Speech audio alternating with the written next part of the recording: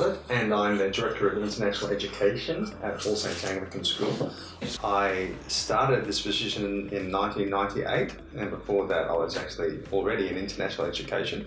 So that's a long time, and that was when All Saints decided to get more involved in international education, and we built an English college and purpose-built boarding houses to look after international education. So at that time they asked me to come along and work for them, and it's been a wonderful, wonderful decision.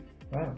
Generally, you could divide it in the school system into three categories, and that would be government schools, which I think around 65% of Australians attend government schools.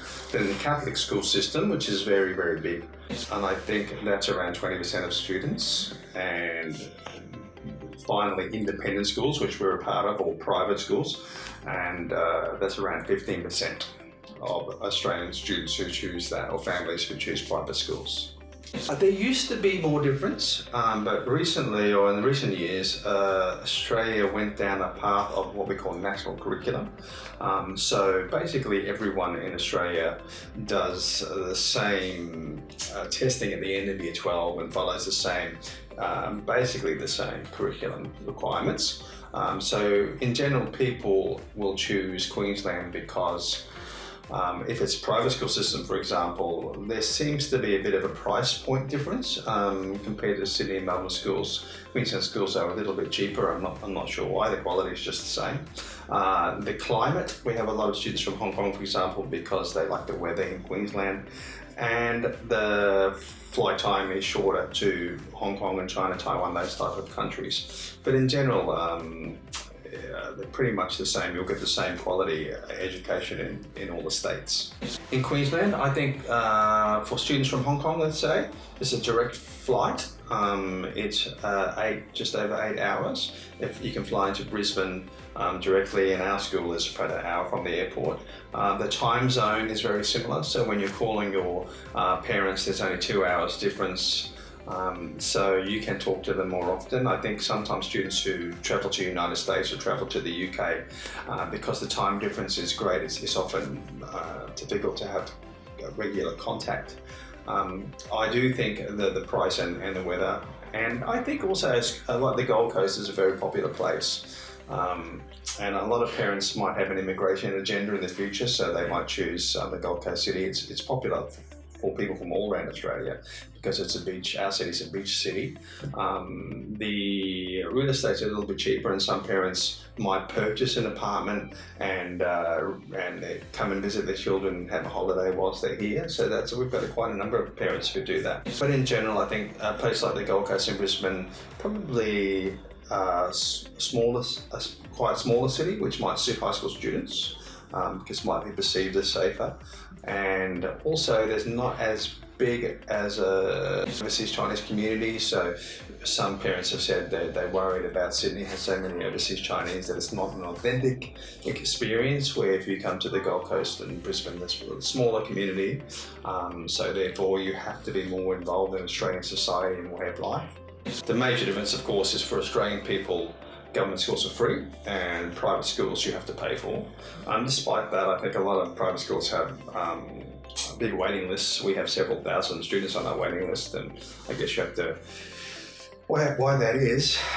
Private schools, I think the first thing to understand is private schools in Australia aren't actually private, because the students' parents pay fees, but the government also gives funding to the schools. So this means generally private schools are well resourced, and the government, we're very grateful for them for supporting us. Studies have shown that there is the percentage of students going on to university after graduating high school in private schools is higher. I think it's around 25% higher than students from government schools. So I don't think that's because of the quality of the education or the teachers. I think it's probably because of aspiration. So a lot of professional people choose to send their children to private schools, so maybe they have been to private schools themselves. And because of that, you often aspire to what your parents have done in their lives. So if your parents have been to university, perhaps you're more likely to do so. And I think because we have maybe a high percentage of professional people in private schools, therefore their children and the peers of their children have more aspiration to go into university. What are the benefits of studying private schools? Most of them are well resourced. I can speak about our school. I mean, we have a beautiful campus, and private schools have the funding and the money to do things well. I think there is a perception that maybe private schools are stricter on uniform and stricter on things like that. But you know what? I don't know if that's true. I mean, our school certainly is, but I'm sure government schools also are pretty good that way.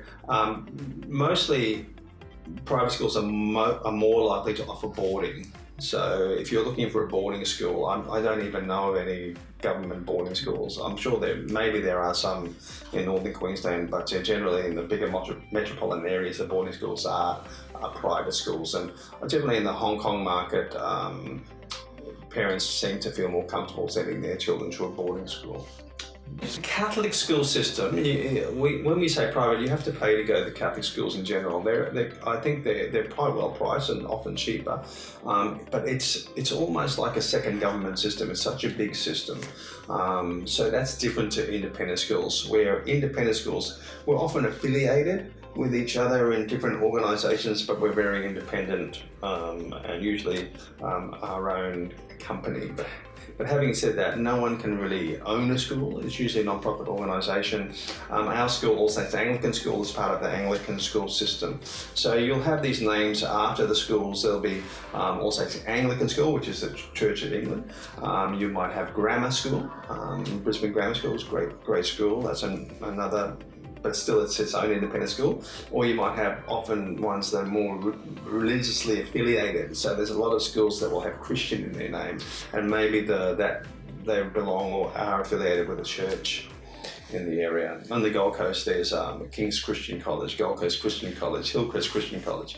But if you're going to choose those schools, and I think they're great schools, you have to be aware that they are very much could be very evangelical, and it depends on what you're looking for. You might be really looking for a strong Christian faith, so that you would choose a school like that. It's like in Hong Kong, some like in the band system, which I know is not around anymore.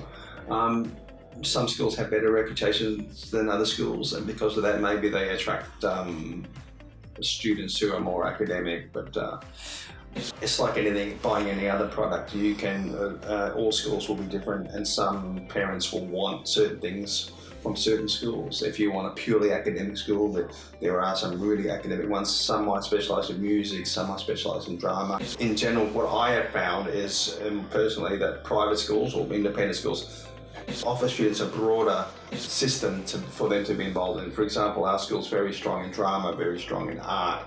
All students have to play sport. We play in a sporting competition with 8 other private schools, and there's I think in the main you'll find that private schools make their students be more involved in extracurricular activity and sport.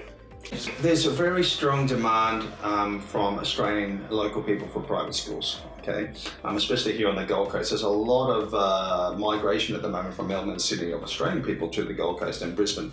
So most private schools can't afford to have a lot of international students.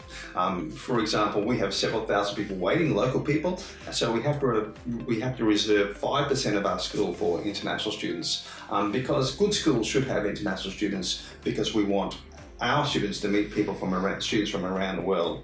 So the demographic, I think, will always be mostly Australian students. But if you're an international student and you're going to choose, say, a school like ours, I think you need to research the type of care or specialised care that's given to international students in that school. In our school, we have 2 boarding houses only for international students. We have SA counsellors. We have a lot of extra help. We have a psychologist even just for international students. So if it were me and my child and I was sending them overseas, of course I want them to have an Australian experience, but I would do some research into what does that school offer to support my child as an international student, because they're on a different journey and a very difficult one. And I'm so amazed by the fact that international students from Hong Kong, China can come here, boost their English, academically excel, mix in with Australian students, and then go to university in Australia. It's amazing. It takes so much work and effort, and I'm really proud of all of our international students and the journey they're on. And our school definitely is dedicated to making it the happiest time of their life and making sure every student reaches their potential. 有海外升學問題，即刻 WhatsApp 大地啦！